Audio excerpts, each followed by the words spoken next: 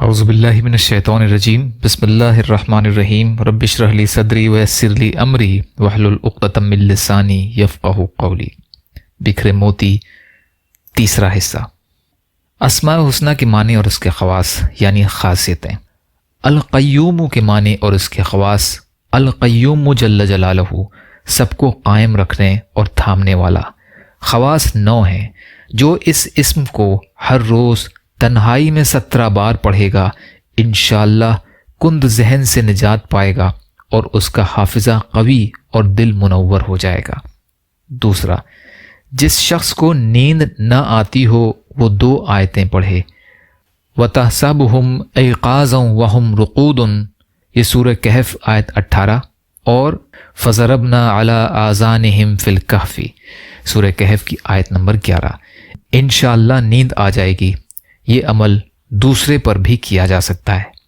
اور جو زیادہ سونے کا عادی ہو اس کے سر پر الف لام میم اللہ لا الہ الا هو الحی القیوم پڑھ کر دم کیا جائے، انشاءاللہ اس کی نیند بھاگ جائے گی۔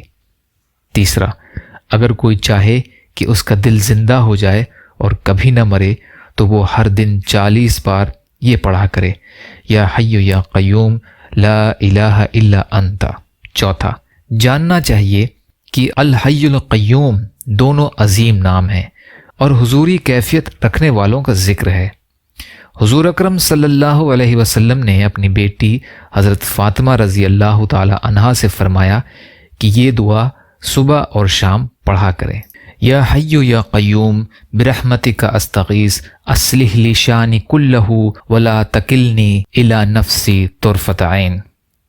پانچواں، جو شخص بکثرت القیوم کا ورد رکھے گا انشاءاللہ لوگوں میں اس کی عزت زیادہ ہوگی۔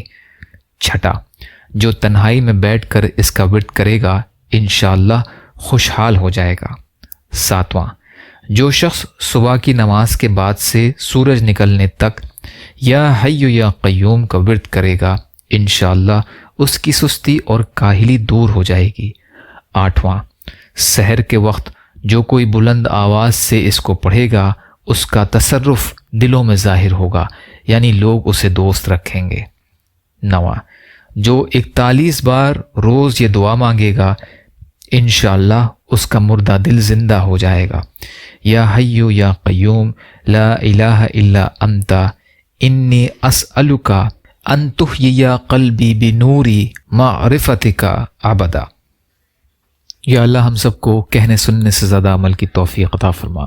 یا اللہ مظلوم فلسطینیوں، کشمیریوں، روہنگیا مسلمان اور مسلمان جہاں بھی پریشان حال ہیں، ظالموں کے ظلم کا شکار ہیں، ان کی بھرپور مدد فرمائیے۔ ہم سب کو اپنی استطاعت کے بقدر اپنا حق ادا کرنے والا بنائیے۔ یا اللہ اپنے حلال میں سے دیجیے، حرام سے بچائیے، اپنے غیر سے بے نیاز کر دیجیے۔ جو مانگا وہ بھی عطا کر دیجیے، جو مانگنے سے رہ گئے وہ بھی عطا فرمائیے۔ اللہم لا تسلط علینا من لا یرحمنا ولا یخافک فینا، اللہم اجرنی فی مصیبتی واخلف لی خیرا منہا، ربنا تقبل منا انک انت السمیع العلیم برحمتک یا ارحم الراحمین، لا الہ الا اللہ محمد رسول اللہ۔ السلام علیکم۔